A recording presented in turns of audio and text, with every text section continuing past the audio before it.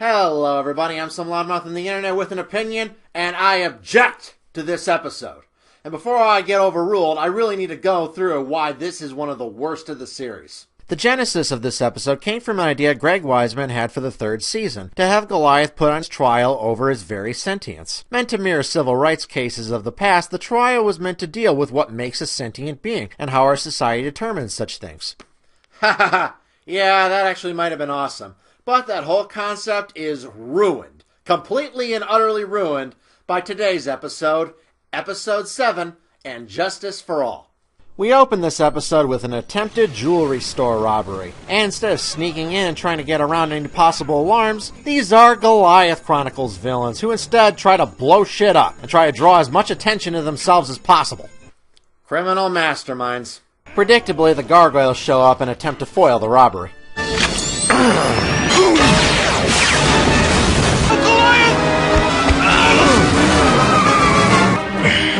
You've put on weight. How do you know that? I thought it was Lexington who's in... Never mind. The robbers flee, and then the cops show up, and the Gargoyles decide to flee. But instead of simply climbing the buildings and gliding away to safety, they instead start running through the alleyways and into an open street where Goliath gets hit by a truck.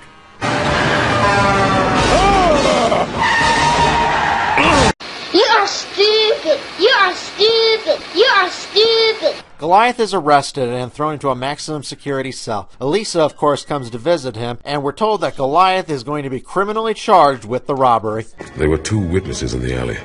Street people. They can tell the police who the real robbers were. The police can't find any witnesses, and they aren't looking for more suspects. They've got you. I am innocent. Sometimes that's not enough. I could break out of here by myself if I wanted to. But if I run, they'll assume I'm guilty. I shall have my day in court. If we ever hope for humanity to accept us, we must show them that we respect their laws. Tried? Since when have gargoyles ever been given legal status? Yes, I'm aware that following the events of Broadway Goes to Hollywood, the public would be aware of the fact that gargoyles can speak and have some form of sentience, but we never heard of legal human status being bestowed upon them. Thus, in the eyes of the law, they would be animals. We do not try animals for crimes. If a raccoon digs through my trash, I don't file charges against it. We're introduced here to Goliath's lawyer. I was told that the state would provide legal assistance. Hi, Amy Schlimmer from the Public Defender's Office. No relation, thankfully. The next night, Elisa tries to track down witnesses to help Goliath and notices the real robber intimidating witnesses. When confronted, he, instead of playing it cool or making a run for it as any logical criminal would, he instead decides to violently attack the police officer. He matters. More members of his gang eventually get a jump on Elisa until Hudson and Angela come to her aid. Angela, are you alright? She's fine. This is the Goliath Chronicles. Guns are harmless. With the Gargoyles' help, Elisa managed to arrest the crook as Goliath is walking into his day in court. For some reason, the people in the court feel the need to jeer at him.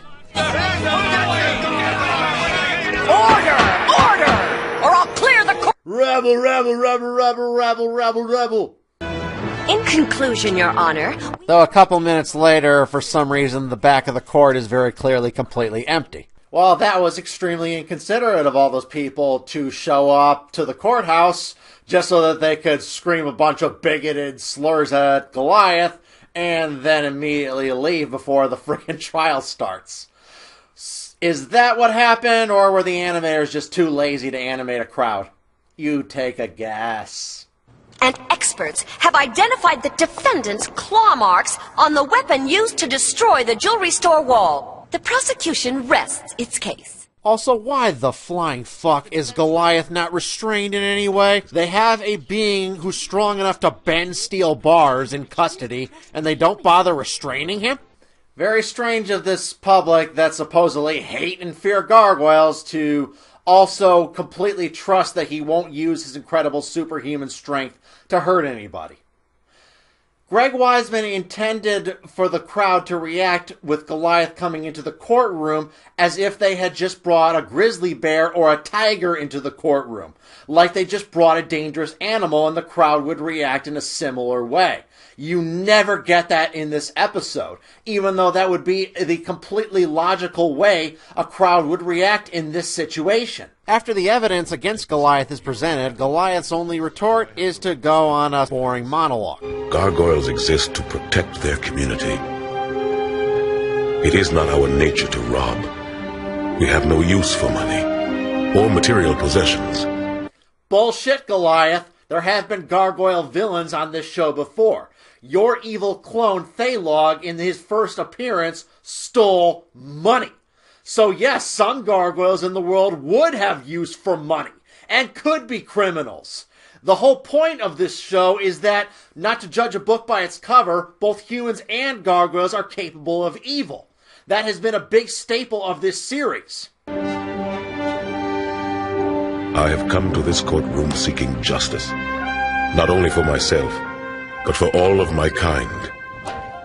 Or Goliath could, point out the fact that no witnesses ever saw him do anything, that nothing was actually stolen, so it wasn't really a robbery at all, or anything else, the lack of corroborating evidence, anything that in his defense other than a boring monologue. Outside, one of the robbers is easily able to gin up an angry, bigoted mob who hate gargoyles just because, into attacking the police truck trying to transport Goliath. Rah! I'm a bigot! Rah! And I hate and fear things that I don't understand! Rah!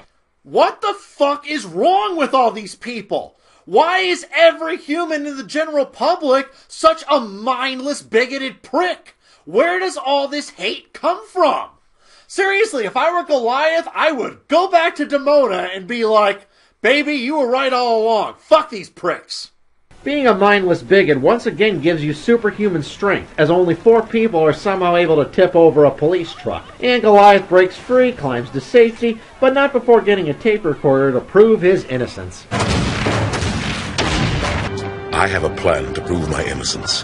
What can I do to help? You could let me borrow your tape recorder. In order to prove that he really respects the human justice system, Goliath goes on a rampage, kicking the real robber's ass, while tricking him into a confession. What are you gonna do? The police have the jail surrounded. I am going to help you escape. Why would you help me? The humans have judged me a criminal. If that's what they want, fine. You know that world. Show me how you work, and I'll show them a crime wave like they've never seen. Why should I trust you when you know I let you take the rap for that jewelry job? If I wanted to hurt you, you'd already be dead. Or maybe you want me to join up with one of your rivals. You got a point. All right. That's the last store I knock over without you. Goliath is extremely fortunate that the real robber is also a total, absolute moron. Convenient. He then glides off through a hail of bullets, but once again, live gunfire does absolutely nothing.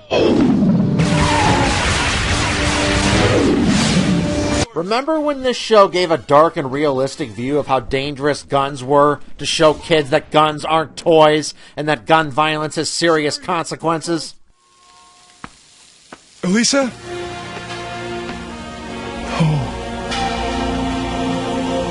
Real nice of this show, which aired on Saturday mornings, aimed at children, showing guns as being completely harmless. Screw off. So Goliath busts through the roof of the courtroom and goes and plays the confession that proves his innocence. You got a point. All right. That's the last store I knock over without you. Hey! It's a trick!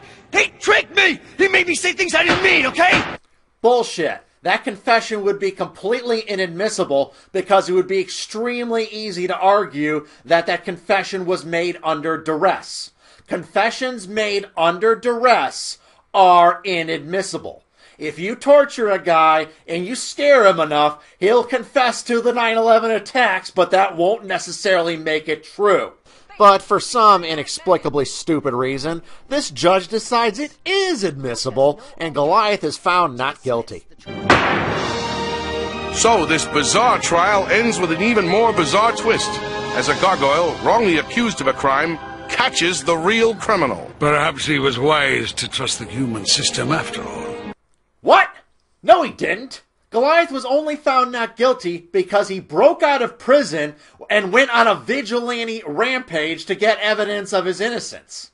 If the message of this episode was to trust the justice system, it did a really, really shitty job. And the episode ends with Goliath gliding away to his freedom. This episode sucks. The worst one so far. How on earth did Wiseman's idea for Goliath being tried over his very sentience get reduced to this muddled moral mess? This episode starts off with a pretty good premise and ruins it beyond repair. Its message about trusting the justice system is ruined because Goliath doesn't actually trust the justice system. Its plot makes little sense as characters seem to hate and fear gargoyles in this universe, yet also seem to put one on trial and treat one like a human without question. And of course, it supplements preachy moralizing versus actually telling a story. This episode is a total mess. Thank you for joining me, everybody. Next time, we'll be reviewing an episode where there's giant mutant gargoyles out of test tubes. I am not even kidding. Join me next time as we review where the Goliath Chronicles get even stranger. I'm some Loudmouth on the internet, and you just heard my opinion. Special thanks to the Dark Conservatarian, Connor Johnson, and my other awesome patrons. And be sure to subscribe for more Loudmouth reviews, commentaries, and editorials.